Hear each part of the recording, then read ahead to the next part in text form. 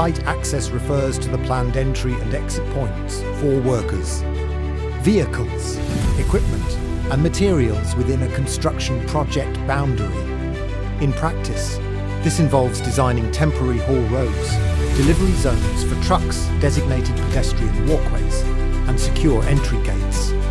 On large construction projects, access routes are carefully coordinated with crane positions, materials storage zones, and traffic management plans. Proper access planning improves logistics efficiency. Materials arrive where they are needed without interfering with active work areas. More importantly, it is a major safety control. Separating heavy equipment routes from worker pathways reduces the risk of collisions, one of the most common causes of site accidents. It also ensures that emergency vehicles such as ambulances or fire services can reach the site quickly if an incident occurs.